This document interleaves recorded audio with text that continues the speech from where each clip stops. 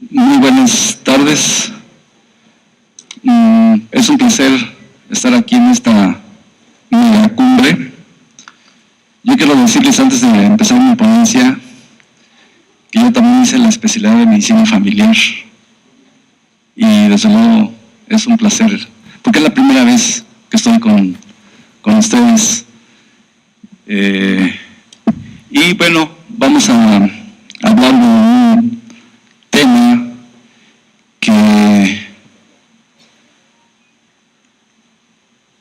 que hoy en día pues es muy importante. Vamos a hablar de la triple terapia en el manejo de la hipertensión arterial. La triple terapia, yo creo que muchos de nosotros, o más bien de ustedes, la usan de una u otra manera, por separado o en un solo, en una sola tableta. Desde luego que la triple terapia en una sola tableta no hay muchos productos que la tengan. Estamos hablando posiblemente de 2 productos que tengan la triple terapia. Pero de una u otra manera utilizamos la triple terapia combinando los medicamentos por separado. Ahora bien,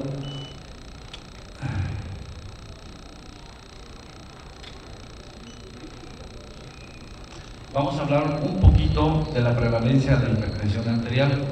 En esta gráfica, como ustedes pueden observar, la prevalencia de la hipertensión arterial anda cerca del 30%. Estas fueron las primeras estadísticas que obtuvimos en la Encuesta Nacional de Salud en el año 2000, que más o menos andaba en un 34% para el hombre y un 26% para la mujer. Ahora bien, ustedes saben que la Encuesta Nacional de Salud se hace cada 6 años, es decir, cada sexenio. Y aquí podemos observar que en el año 2006 a 2012 y la previa que yo les mostré, tampoco hay mucha diferencia. Estamos estancados por ahí en el 30%, un poquito más, un poquito menos. Pero aquí lo más importante es de que muchos pacientes la hipertensión arterial no se detecta cuando el paciente va a tratarse por hipertensión arterial, sino que más bien es por un hallazgo.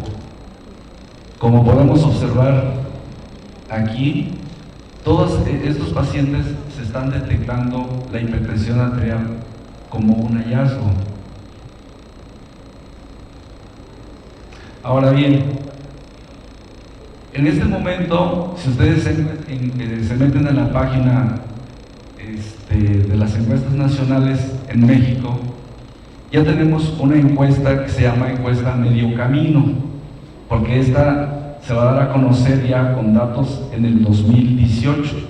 Entonces hay una encuesta a medio camino y podemos observar que de acuerdo a esta encuesta a medio camino que se dio a conocer hace 2 meses, pues pareciera que la hipertensión arterial la estamos controlando muy bien, lo cual no es real. Yo creo que hay que esperarse, porque de acuerdo aquí, pues a la encuesta de medio camino de 2016, andamos por el 25%. Una de 2, ya somos muy buenos para controlar la presión, o yo creo que hay que esperarse hasta el 2018. Y lo mismo, en la encuesta medio camino, podemos observar que muchos de esos diagnósticos de hipertensión arterial es por hallazgo. Ahora bien, comentábamos que efectivamente la hipertensión arterial en un porcentaje muy elevado es silenciosa. ¿Esto qué quiere decir? Que muchos pacientes pueden tener la presión sumamente alta, ¿sí? y no sentir ninguna molestia, como se ve en esta gráfica, que esta gráfica en realidad fue emitida por la Organización Mundial de la Salud. Ahora bien, ustedes saben que el 7 de abril, cada 7 de abril de cada año, la Organización Mundial de la Salud da a conocer una enfermedad que tiene foquitos de alarma. Por ejemplo, el año pasado, ustedes lo van a recordar, fue la diabetes, ¿sí? Este año, del 2017, es la depresión, es el año de la depresión. Bueno, en el 2013 fue el año de la hipertensión arterial. Y la Organización Mundial de la Salud emitió sus boletines, pues para que los gobiernos establecieran estrategias de diagnóstico y tratamiento oportuno. Y así se le llamó, conoce tus cifras. Y las cifras es 140, 90 o más, es hipertensión arterial. Realmente su difusión en México, ustedes se han de recordar, fue muy pobre.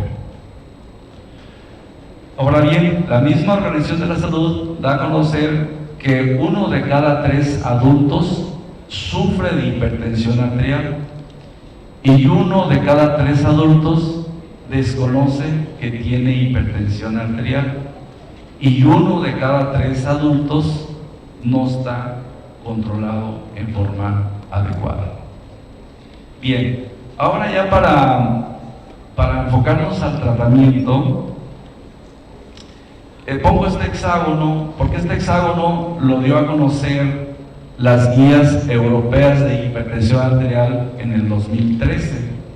Y lo pongo porque aquí el objetivo de este hexágono son las posibles combinaciones con los diferentes grupos de medicamentos que tenemos para la hipertensión arterial. Y en primer lugar tenemos a los diuréticos tiazídicos.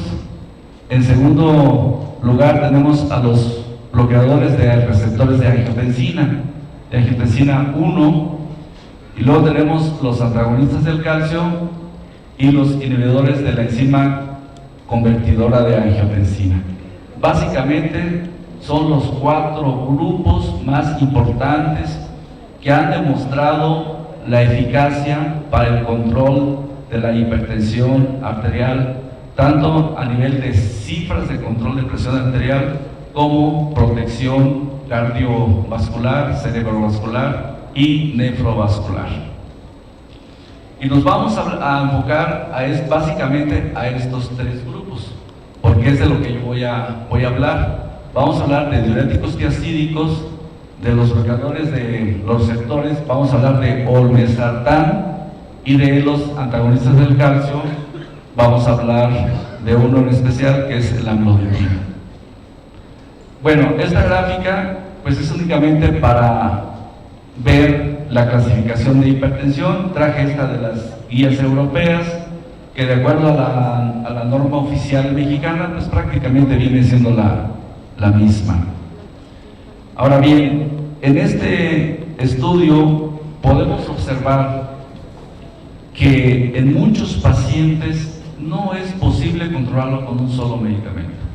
Si ustedes pueden analizar, se necesitan 2, 3, en ocasiones 4 medicamentos para tener un buen control de la presión arterial.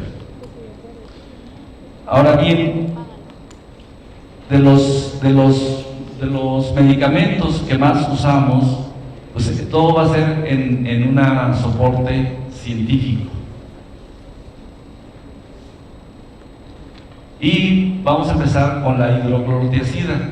La hidroclorotiazida, ustedes saben que es un diurético que básicamente actúa a nivel del tubo contorneado distal, y lo que hace el diurético es precisamente inhibir la absorción de sodio, es decir, tira el sodio y el cloro. Esto va a producir una disminución del volumen plasmático y de esa manera bajar la presión arterial. Pero también se piensa que actúa a través de una sustancia que inhibe la anhidrasa carbónica y en cierta forma tiene un efecto vasodilatador y por ende un mejor control de la presión arterial. De tal manera que ya este producto, este medicamento, la hidroclorotiazida, a dosis baja, para que no produzca deshidratación, como comentó el ponente anterior. A dosis bajas, que habitualmente utilizamos 12.5 miligramos, va a tener ese efecto de mejorar la presión arterial, como ya se demostró en el estudio ALL-HAT. Y bueno, posteriormente tenemos los antagonistas del calcio. El que más se ha usado en todos los estudios, pues es el amlodipino, ¿sí? Por su efecto de 24 horas. Sabemos que el amlodipino es una sustancia, o todos los antagonistas del calcio, que actúa a través de los canales lentos del calcio, es decir, para evitar que tenga una entrada muy importante a la célula de calcio, y esto va a provocar una vasodilatación tanto sistémica como una vasodilatación coronaria. Y como ustedes pueden observar, a través de varios estudios hay un impacto en la mortalidad, en disminuir la mortalidad tanto cardiovascular como eventos vasculares cerebrales. Y bueno, este es todo el soporte que tenemos con la evidencia científica de los bloqueadores de receptores de angiotensina. Si ustedes recordarán, el primer estudio que se hizo pues fue losartán, a través del estudio LIFE, que lo podemos ver, creo que aquí, por aquí, no me acuerdo si es el 14, sí está aquí. El estudio LIFE fue uno de los primeros en donde se demostró que disminuyó la mortalidad cardiovascular hasta un 26 a un 27%. Y después, pues vienen varios estudios con telmisartán, valsartán. Obviamente del producto que vamos a hablar, de olmesartán, si hacemos un comparativo, no hay tantos estudios, pero también hay que recordar que es de los bloqueadores de los receptores de angiotensina, es de los productos más nuevos. Entonces, no lo vamos a comparar con el valsartán o el telmisartán, que son productos que ya tienen más tiempo. Tal vez yo quisiera aquí nada más hacer un comentario en relación al telmisartán, que no sé si se acuerdan que por ahí surgió un estudio muy importante, que es en ese estudio se comparaba telmisartán contra un inhibidor de la IECA, que era un ramipril. Y de allí se pensaba, bueno, ¿quién será mejor, un inhibidor de la IECA o un ARA2? Todo el mundo estuvo esperando ese estudio que se llama ONTAGIA.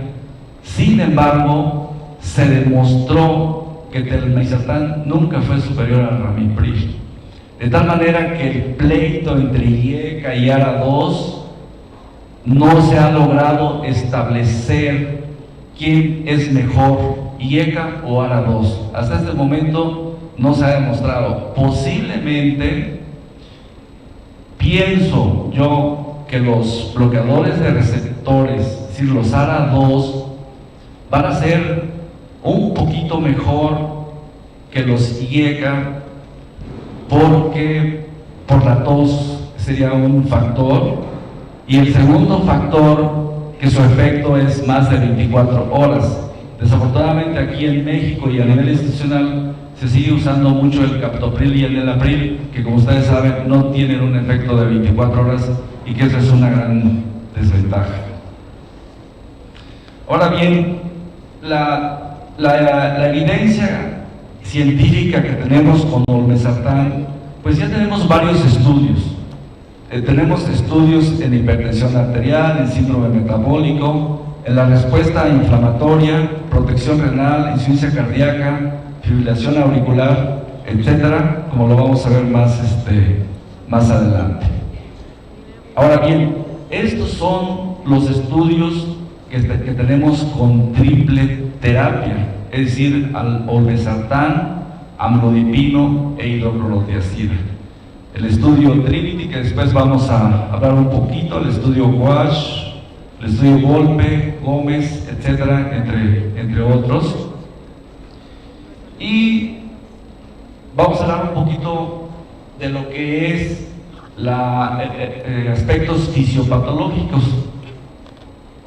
Se ha mencionado que la hipertensión arterial es una enfermedad en cierta forma multifactorial, es decir, que tiene un factor genético, pero que desafortunadamente en ese factor genético se ven involucrados de 6 a 7 genes que se han logrado identificar.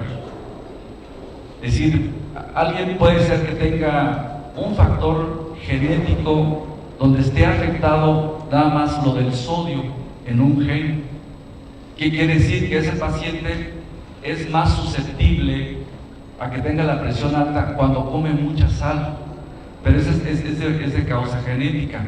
O bien puede ser que algún paciente tenga más afección el sistema renina-angiotensina-aldosterona, o que tenga un sistema adrenérgico aumentado.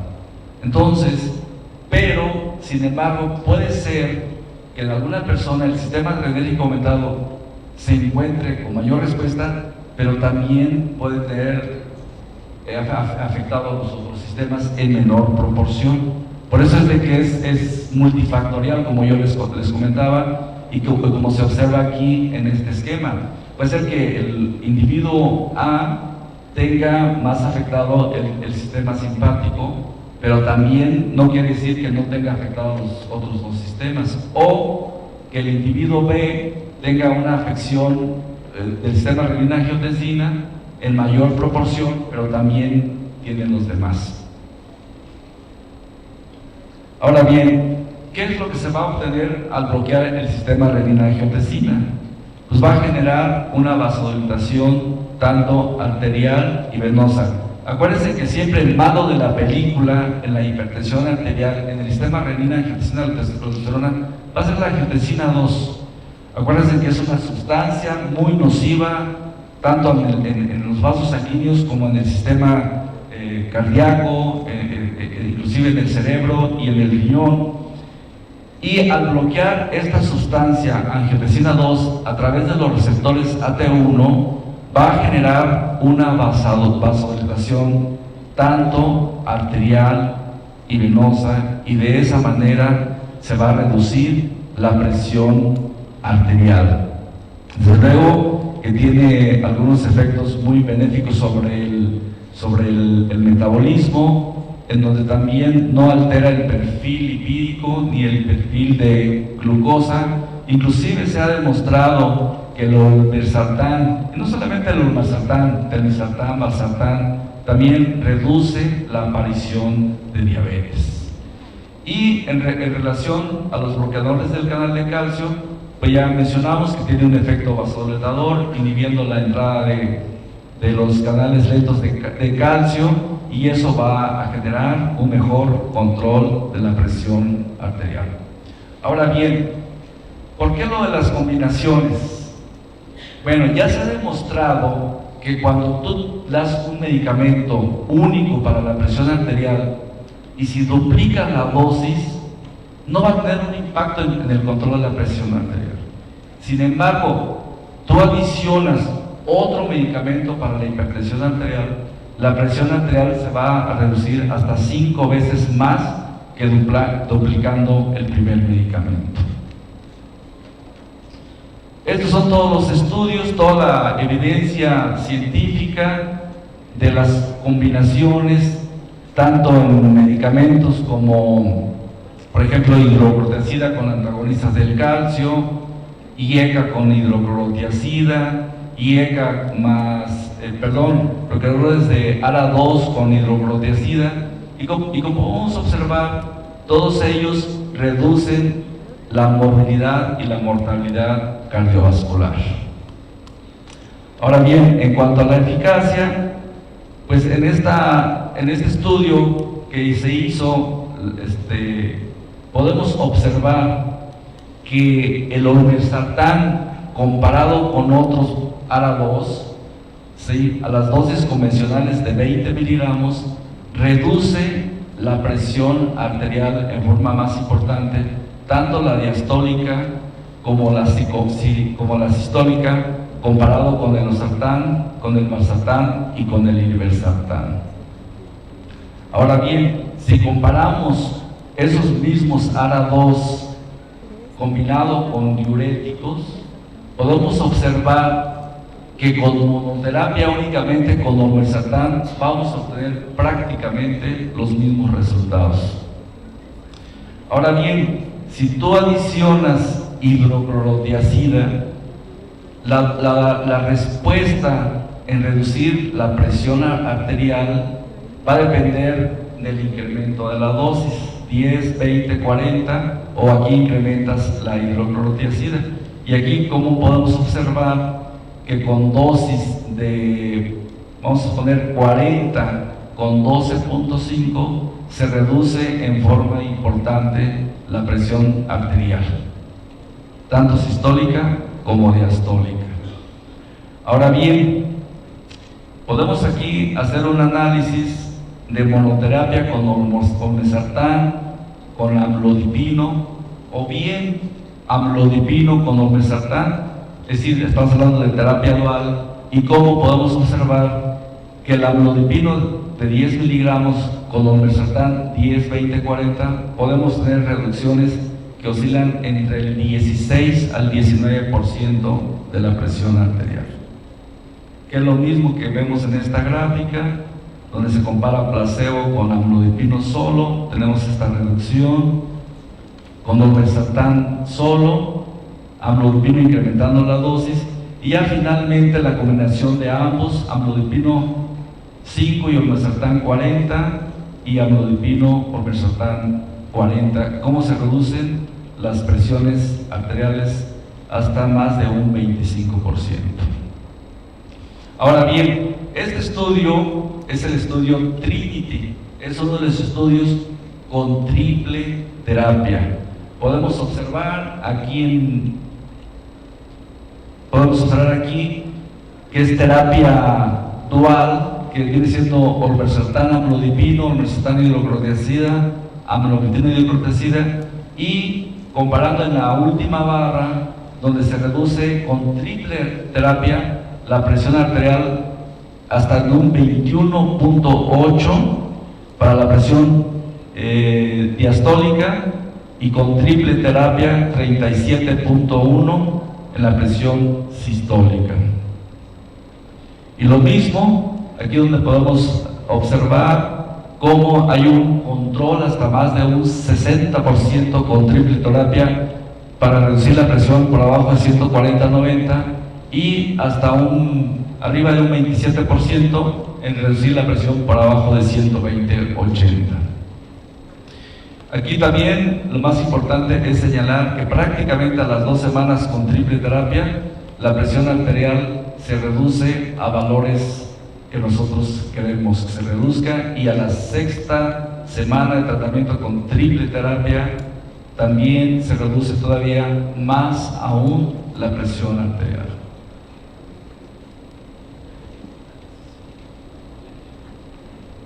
En el estudio WASH, aquí es un estudio muy interesante porque también se involucraron, afortunadamente ya el pointer ya no me está sirviendo, tengan por ahí.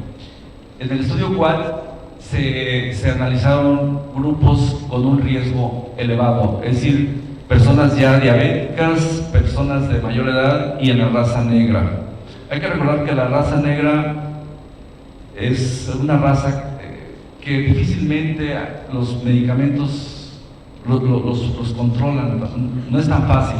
Sin embargo, los antagonistas del calcio y la hidroclorotiazida les favorece mucho la raza negra. Entonces aquí podemos observar que con la triple terapia en este grupo de pacientes también redujo la presión en forma considerable. Ahora bien, ¿qué piensan ustedes cuando damos en triple terapia el amlodipino? Todos pensamos, se me va a hinchar. Es todos pensamos en eso como efectos secundarios. Se me va a edematizar las extremidades inferiores y siempre nos da temor.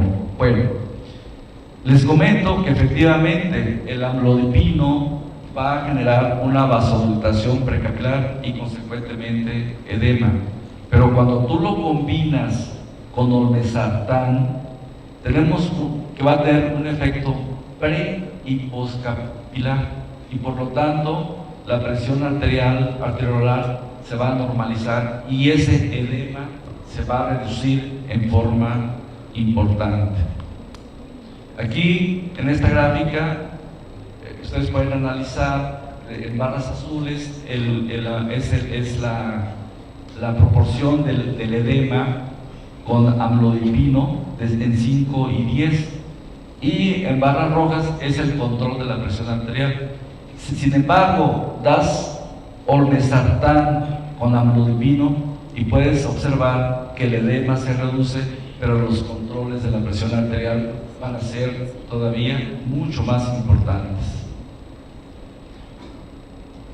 Ahora bien, yo creo que otro problema, el paciente hipertenso, si damos combinaciones libres con medicamentos aparte, pues vamos a tener el problema de la adherencia, porque el hipertenso, muchos de ellos son diabéticos, ya tienen colesterol elevado, o ya tuvieron algún síndrome coronario agudo. Entonces son pacientes que toman muchos medicamentos, de tal manera que ya se han hecho estudios que entre más medicamentos esté tomando, la adherencia va a ser muy pobre. Inclusive con un solo medicamento podemos tener adherencias hasta de un 70%. Esto quiere decir que hasta con un solo medicamento se pierde esa adherencia.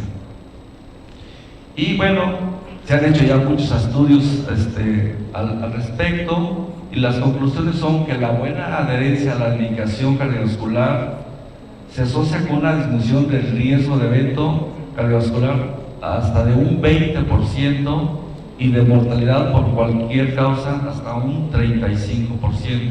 Eso es muy importante, por lo cual se están buscando métodos para que cada vez el paciente tome menos medicamentos y tenga una mejor protección cardiovascular. Yo creo que la tecnología y la ciencia va avanzando cada vez más, y posiblemente en un futuro el fenómeno que ahora le llaman la polipíldora, que ya se está trabajando mucho en eso, pues vaya a ser una realidad, posiblemente en un futuro no muy lejano, ¿eh? Ahora bien, ¿qué tenemos de soporte científico con el olmesartán? Yo quiero recalcar mucho en esto porque en los demás ARA2 no ha habido mucho al respecto de reducir la inflamación. Ustedes saben que cuando existe una placa aterosclerosa o cuando hay un síndrome coronario agudo, si la placa se obstruye por un trombo, y eso va a generar una reacción sistémica, una reacción inflamatoria sistémica y local. Esto es muy importante porque en específico se ha mencionado que a través de estudios que el olmesartán disminuye la apoptosis celular cardiovascular, es decir, reduce lo que se llama la muerte celular programada a través de ese proceso de envejecimiento y de inflamación. Entonces, en el estudio Utopia, como podemos observar, todos estos que están aquí, como es la proteína C reactiva, el factor de necrosis tumoral, interleucina 6, etcétera, son parte de un proceso de inflamación, sí son marcadores de inflamación. Bueno, en el estudio Utopia se demostró que con olmesartán estos marcadores de inflamación se reducen de una manera importante, como podemos observar aquí, reducciones de proteína C reactiva, de factor de necrosis tumoral, etcétera, de tal manera que también esta sustancia, este medicamento, interviene en reducir el proceso inflamatorio. Ahora bien, también se ha mencionado que el olmesartán mejora la sensibilidad de la insulina, como podemos ver aquí, en donde lelorestan reduce la inflamación asociada a la resistencia a la insulina, es decir, mejora la sensibilidad a la resistencia de la insulina. Aquí también incrementa la síntesis de la adiponectina, que como también sabemos es una sustancia que actúa en el síndrome metabólico. Tenemos otra evidencia que también favorece la regresión de la placa aterosclerosa. Esto es a través del estudio MORE, donde podemos observar cómo hubo una disminución muy importante en el cambio del volumen de placa con olmesartán a 20 y a 40 miligramos comparado con la tecnología. Ahora bien, vamos a hablar un poco de lo que es la protección renal. Hay dos estudios. Este es el estudio ORIEN. Este fue el diseño donde finalizaron con esta cantidad de pacientes. Y aquí básicamente el estudio son pacientes ya con un estadio de enfermedad renal muy avanzada, donde, como podemos observar, aquí hay pues evita que la enfermedad siga avanzando, y eso lo demostraron a través de una disminución en la cantidad de proteínas en la orina, así como también en una disminución en el incremento de la creatinina. Pero lo más importante, hay que recordar que la proteinuria viene siendo pues un marcador, ¿sí?, de riesgo cardiovascular, de muerte cardiovascular. Entonces, si ustedes observan aquí también cómo se redujo hasta un 36% la muerte cardiovascular en general. Y tenemos otro estudio que es el estudio ROADMAP, que también es un estudio en pacientes diabéticos, en donde podemos observar que también tuvo un impacto en la disminución de proteinuria, como se observa aquí en esta gráfica.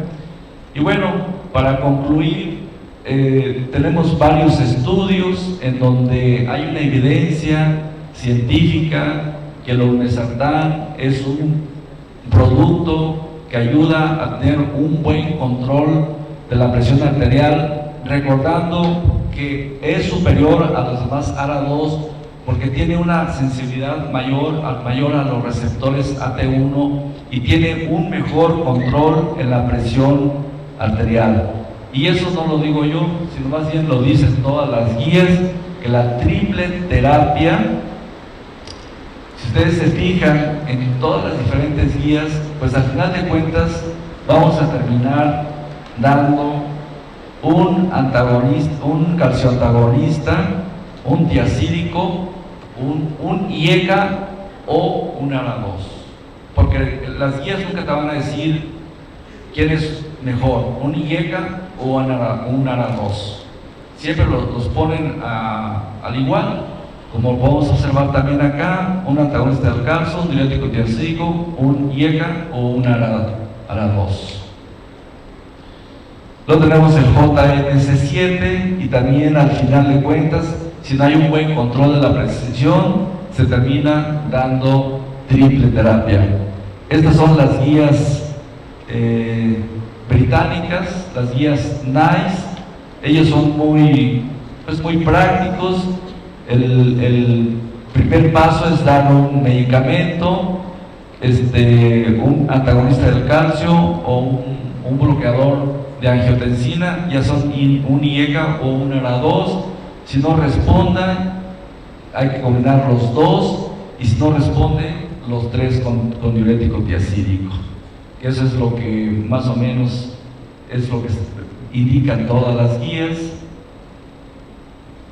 Ahora bien, la conclusión de toda esta plática es que la triple terapia es segura y bien tolerada, ausencia de efectos secundarios, pero lo más importante es disminuir la presión arterial de una manera significativa, que la terapia dual, útil en pacientes con hipertensión estadio 2 y 3. ¿Esto qué quiere decir?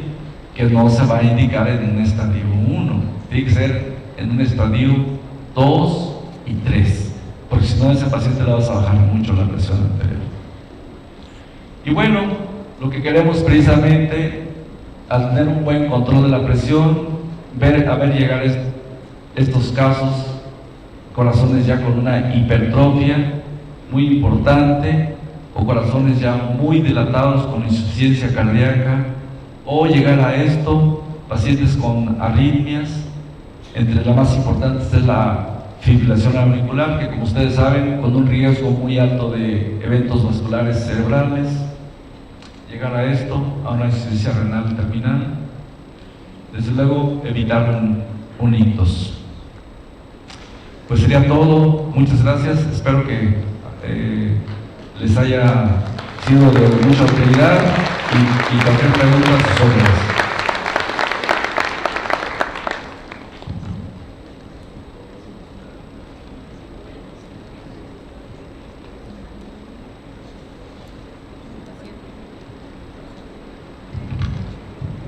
Creo que no hay ninguna pregunta o algún comentario al respecto.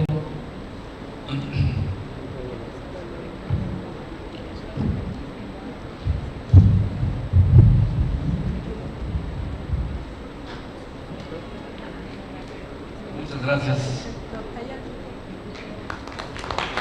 Agradecemos al profesor.